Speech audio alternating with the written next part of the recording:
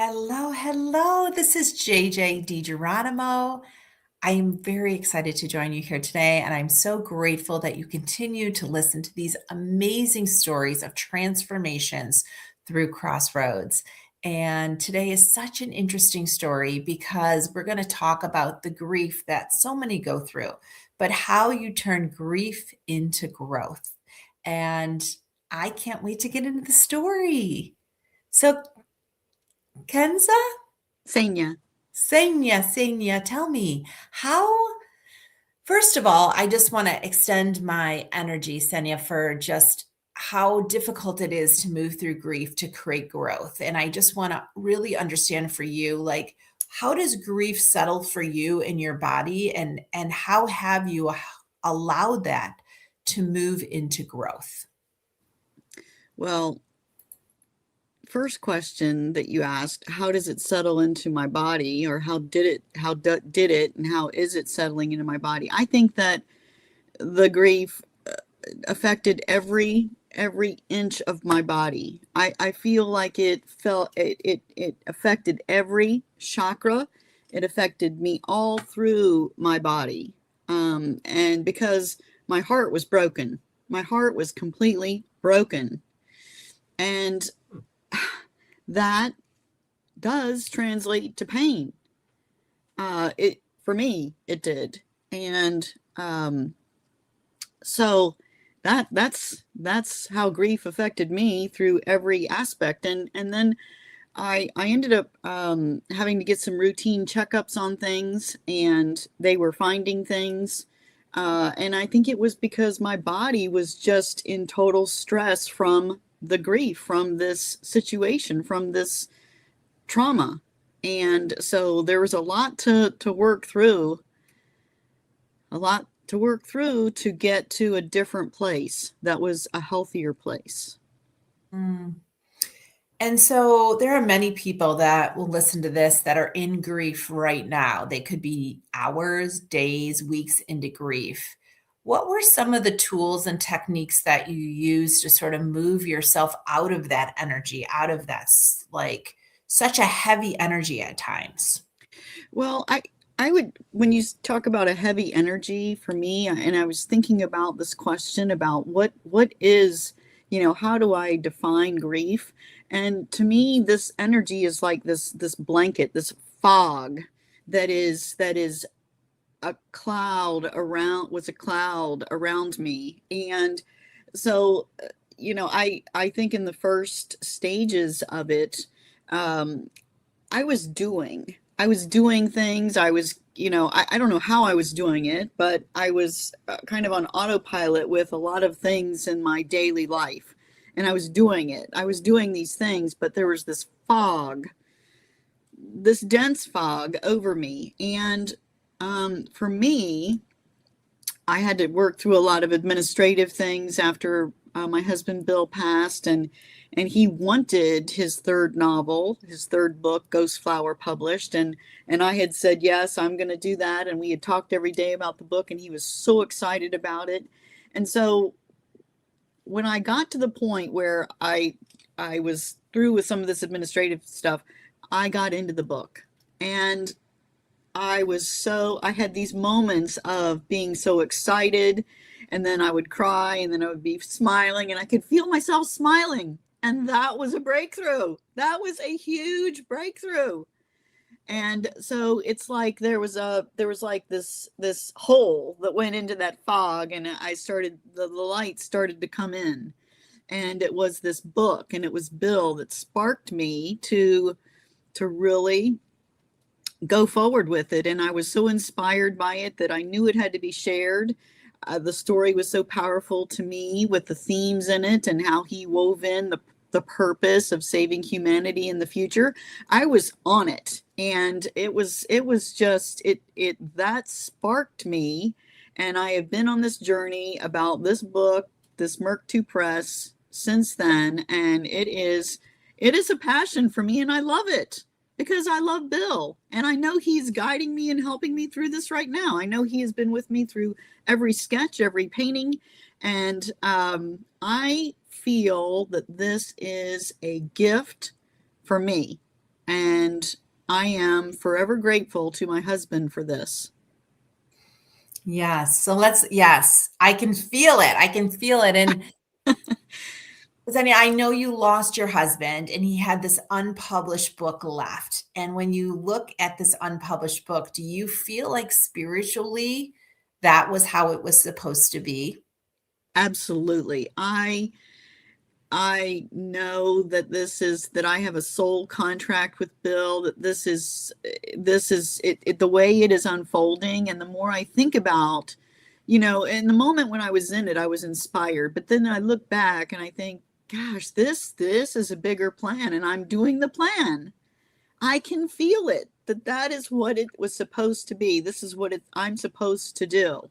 I feel that with all of my heart. I feel like your angels are cheering right now. That's how I I feel. think they are too, and I know that the angels are here with me. This is why this is such a gift to me, and I love this opportunity to be with you to speak about it. Well, I think that it's so neat that you have woven your own gifts into his gifts.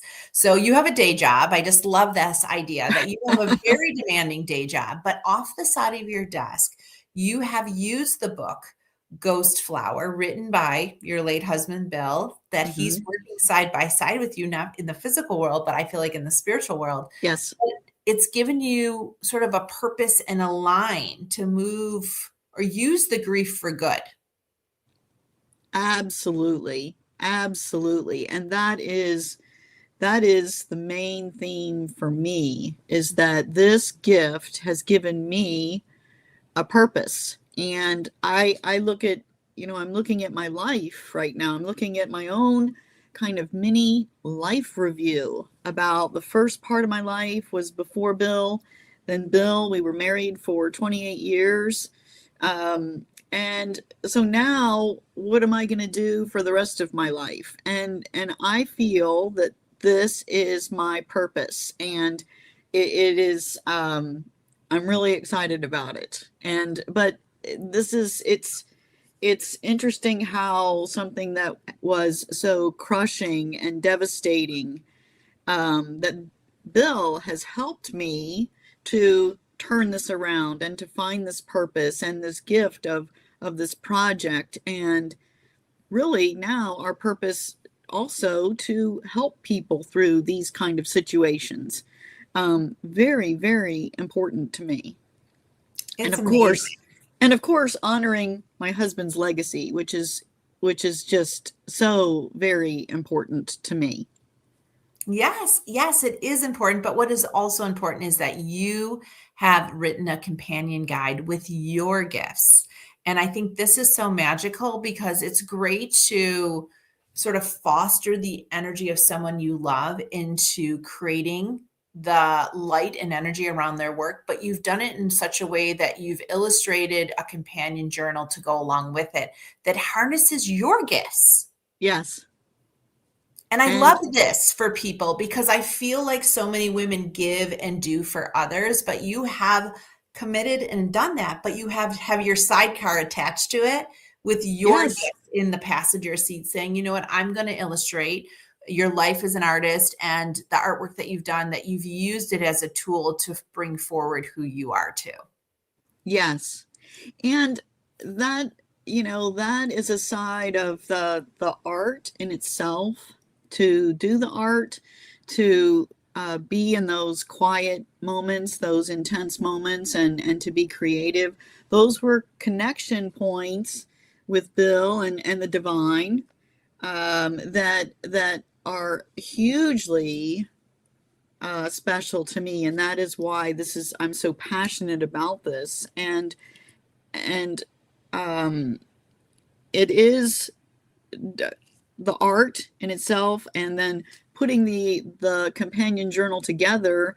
I think it really complements the book with, pulling out some of those spiritual and philosophical questions that are tied to those chapters and to the sketches, and some of the things that I was thinking about as I was reading the book and working on the project. And a lot of it is, what would you would you do so? The book, this team in the future is trying to find a cure for this massive pandemic, and they have to do time travel to 1585, the time of Shakespeare, to find and plant clues about this mysterious ghost flower that was brought by aliens thousands of years prior to. And the whole purpose of this is to save humanity. So one of the questions in the journal is, would you do time travel to 1585 to plant clues to save the humanity in the future? This is a major thing. Who would do that? Those people knew that they were not going to come back, and they did that to save humanity. How many people would do that right now? And I can tell you that if I had the chance of going to 1585 to save humanity, but to meet my twin flame again, I would jump out that window right now and do it. That is so powerful, and honestly, so gives me goosebumps. I love that. I love that.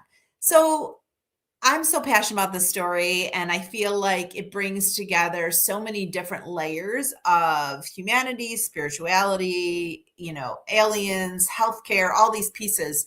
And it's so beautiful. When you were deciding or when you got the idea to create a companion guide, did you accept that initially, or did you be like, "Oh, I don't want to take away from his work"? I mean, did you have this inner struggle a little bit about where you fit into the project? No, I know when I was doing when I was doing the sketches, I knew, because what was happening with the sketches was I was drawing sketches, and then we were looking at what chapters would it apply to, and there were certain chapters that had to have certain sketches, I thought.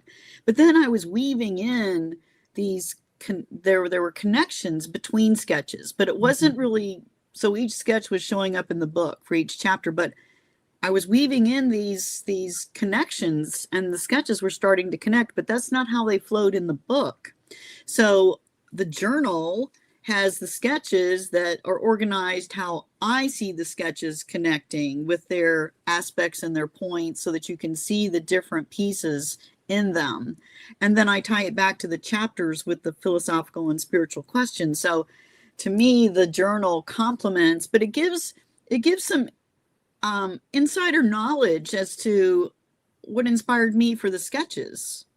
And so I think that that's just another personal aspect that was important to complement his great book, Ghost Flower. I think that's magical because I feel like I love that you didn't hesitate. I love that you didn't try to talk yourself out of it, because I feel like some people would say, well, why would I put myself in it that way? Or why would I do that? So, one, I think that speaks a lot to your connection that the two of you had, but Mm-hmm. also to your self esteem and knowing that, like, you could bring value to it in your own way. Yes. And that is because Bill and I are partners. That is because we are partners, and everything that we did in our life together, we were partners. And so this project is another example of our collaboration and partnership. And so that's all the more reason why I love it. Mm. And I know, and he encouraged me because, he encouraged me in, starting my own business, and anything that I wanted to take on as a project, he was always encouraging.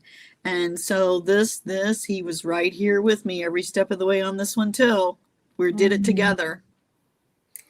Now that you're here, right, looking back on all the steps it took you to get here, do you think that most people can turn grief into growth? I think that I think you have to be open to it. I think this is true with anything, but I think each person, it depends on where they're at. And if you're open to it, um, I think that's the first step, is to be open to it. If, like I was describing, that spark, that piece, that light that started to penetrate that fog, if you get that, you need to run with it, because that's where it starts to open up. And so that was the spark for me. Now, there could be for other people, there could be, they could have, like I will tell you that my mother had her brothers had heart problems, and so in the 70s she said, I'm going to start walking, I'm going to start walking, and she walked her entire life, and she passed at 102. And that was traumatic for me. So I've had the multiple losses here, but she found that spark about, you know, the heart association, and so, you know, that was an important thing for her, and being healthy. And so, you know, it just depends on what your personal situation is, but I think that if you're open to it, let that spark in and see where it goes. Hmm. I think that's great advice, and giving yourself permission to lean into it. Even if you're not sure how it's going to go or what the next step is, just leaning into what lights you up. And so, if you could tell yourself something, maybe either when you were younger or when this whole process started, what would be something that you wish you could have like time traveled back to tell yourself? Time traveled early on in my life or Yeah, recently? either. So when Bill Um, passed or even before then, I mean, I feel like you've done so much growth through the grief that you have so much more wisdom now. I do, and I really look at things differently. I think that when I was younger, I would get upset about, you know, these small things, and you know, it's completely different now for me about what I get upset about. I think in some aspects I've always been intuitive, but I think I'm more intuitive now. So I can feel how people are reacting in a room and how they're going off track on things, and that bothers me. Other things that are small day to day things, they're not bothering me anymore. But and it's because I am learning to preserve my energy for what's important. I am learning that, and it has taken me a long time to get here, a long time. I love that. You're preserving your energy for what's important. And I think that's just really helpful for anybody at any age is realize that one, life can change so quickly. And two, like you really are asked to step up and lean in things sometimes you don't even know that is going to be on the horizon for you. And so saving Yes, that energy for the right things is so powerful. yes, yes, it is. Mm. It's So taken with me a this long time to get here, but it can be done. You and me both. You and me both. So, as you're thinking about this, what is on the horizon for you in 2026? Well, this has been an incredible journey for me, and you know, I if you had asked me 3 years ago, would I be doing this kind of interview with you? I had no idea that this would be happening. Would you, if you had asked me, would I be sharing my grief journey and this healing path and this spiritual journey that I'm on? It's really amazing and incredible. And so I've been journaling and I've been writing now. So I will be doing something else with Merck 2 Press that is, you know, that and I'm not sure how exactly it's going to all be laid out, but I'm writing on these different vignettes of topics, and I think that that can help people, and I'm excited about that because I think that, you know, it's almost like I'm really right now I'm doing a lot of soul searching about what that purpose is, what's important, and what I'm learning. And I'm learning a lot about myself right now. It's amazing, and I'm starting to figure out some things. I think that's so powerful for all of us to hear that one, you never stop learning, and two, you don't have to worry about the how. I've learned that time and time again through all these episodes that lean into what is calling you and trust that it will unfold as it needs to. And all you need to do is really lean in and be the light for yourself and anyone who crosses your path. Yes, yes. So, where can people find you and your work? Well, we have our website, Merck to Press, merciipress.com. And so there's information there about our books in Merck to Press, as well as about Bill and his story and mine also. And so that's, I would say, go to the website and check it out. And then, you know, you can check out our books too. And There'll be more coming. I can feel it. I know more is coming, and I know that you'll be a voice for many people on the journey. There are so many people that have lost people along the way and are trying to find their North Star. And I hope that this gets to the right people because I feel like for many of us, grief can be a very lonely place. And so if people are listening to this, pass it along, send it to an aunt, a friend, a neighbor. I feel like hearing other people find the light on their path can be so energizing for those who don't feel like they know where the light is. Yes. Well, it's it's possible, and we have a chance to grab it, to take it. And I I feel that, and I feel that this path for me is really to help people. So I really thank you for this opportunity to speak about this Mm. incredible story. Well, you're very inspiring. I love the fact that you picked up his work, Bill, and you're making it public for everybody, but you're including your gifts along the way and you're opening up your intuition and that you're excited about what is possible, that you're leaping from the seeds that he's created for you. Yes. Mm. Oh, thank you so much. Thank you. And thank you, everyone who's listening. We always enjoy these conversations. We're so honored that you would spend the time to listen to these wonderful awakening stories. And we hope that you'll check out the links below, pick up the book, or even visit in Orlando. So thank you so much. Thank you.